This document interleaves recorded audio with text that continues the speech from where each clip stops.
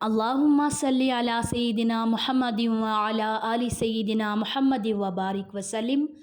Daily Islamic network YouTube channel پر آپ سب کو خوش آمدید۔ محرم میں عاشوراء کے دن فاتحہ دلانے کا ایصال ثواب کرنے کا کیا طریقہ ہے، اور اکثر لوگ کچھ غلطیاں کرتے ہیں جو کہ نہیں کرنی چاہیے، تو آج کی ویڈیو میں انشاءاللہ تو فاتحہ ایصال ثواب کرنا یہ آپ کوئی بھی کر سکتے ہیں، تو اس کا ثواب آپ جن کو پہنچانا چاہیں پہنچا سکتے ہیں۔ جیسے اپنے بزرگوں کو، نبی پاک کو تحفہ پیش کر سکتے ہیں، آپ نے جیسے کلام پاک میں سے قرآن پاک ختم کیا، یا آپ نے سورہ فاتحہ پڑھی، 4 قل پڑھے، آیت الکرسی پڑھی، یا آپ نے قرآن پاک کا کوئی بھی حصہ آپ نے تلاوت کیا، 1 سپارہ، 5 سپارے، 10 سپارے، اس طرح، تو اس کا ایصال ثواب آپ پہنچا سکتے ہیں۔ اپنے مرحومین کو بھی، شہدائے کربلا کو خاص طور پر، اور اسی طرح جس کو آپ پہنچانا چاہیں ثواب آپ پہنچا سکتے ہیں، دے سکتے ہیں، تو اس سے آپ کے ثواب میں کمی واقعہ نہیں ہوگی، بلکہ تمام مسلمین مسلمات اور مومنین مومنات کے لیے دعا مانگیں، اور حضرت آدم علیہ السلام سے لے کر آج تک جتنے بھی مسلمین مسلمات مومنین مومنات دنیا فانی سے جا چکے ہیں، تو سب کو اس کا ایصال ثواب کریں، تو ان سب کو ثواب پہنچے گا، اور آپ کے ثواب میں کمی نہیں ہوگی، بلکہ تمام امت کے لیے دعا کرنے کا آپ کو ضرور ثواب ملے گا، اس چیز کا آپ کو اجر ملے گا۔ تو آپ نے کیا کرنا ہے کہ جو کچھ بھی آپ نے کلام پاک پڑھا اس کا آپ ثواب پہنچائیں، جس کو پہنچانا چاہے، خاص طور پر شہدائے کربلا کو، اور اگر آپ نے کھانا بنایا ہے تو اس کا ثواب بھی پہنچا سکتے ہیں، کسی غریب کو لباس پہنا کر اس کا ایصال ثواب بھی پہنچا سکتے ہیں، ایون کہ کسی کو پانی پلا کر، یا کسی کو کھانا کھلا کر، یا اگر کسی غریب کے گھر میں آپ راشن ڈلوا رہے تو راشن ڈلوا کر بھی، اس طریقے سے بھی آپ اپنے مرحومین کو، شہدائے کربلا کو، نبی پاک کو آپ کیا کر سکتے ہیں کہ نبی پاک کو تحفہ پیش کر سکتے ہیں، اور باقی تمام مرحومین کو آپ ایصال ثواب پہنچا سکتے ہیں۔ آپ اس طریقے سے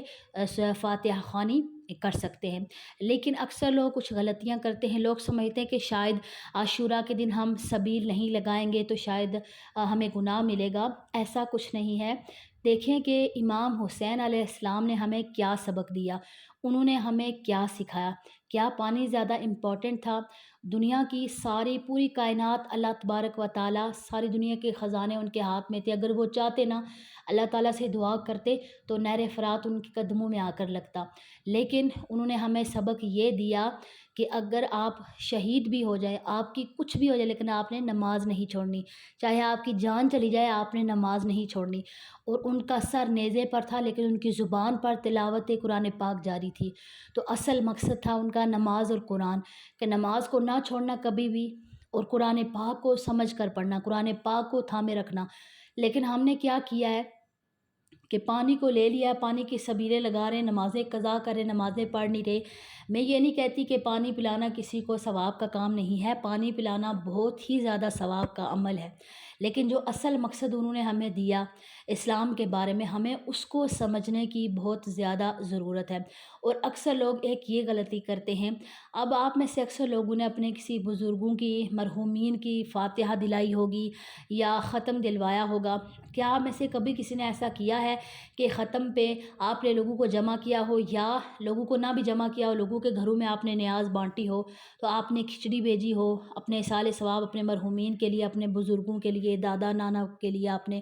کیا کبھی ایسا کیا ہے؟ آپ نے کبھی بھی ایسا نہیں کیا ہوگا۔ تو امام حسین علیہ السلام کے نام پر لوگ کیا کریں گے؟ دالیں بانٹ رہے ہیں جی، کھچڑی بانٹ رہے ہیں، تو امام حسین علیہ السلام کے نام پر اگر آپ نیاز بانٹ رہے ہیں تو آپ اچھی چیز، اچھا کھانا بانٹیں، ٹھیک ہے؟ تو لوگ سمجھتے ہیں کہ شاید احتراماً ہمیں گناہ نہ ملے، اچھا کھانا نہیں کھانا چاہیے، یا اچھا لباس محرم کے دن نہیں پہننا چاہیے، تو ایسا کچھ بھی نہیں ہے۔ آپ یعنی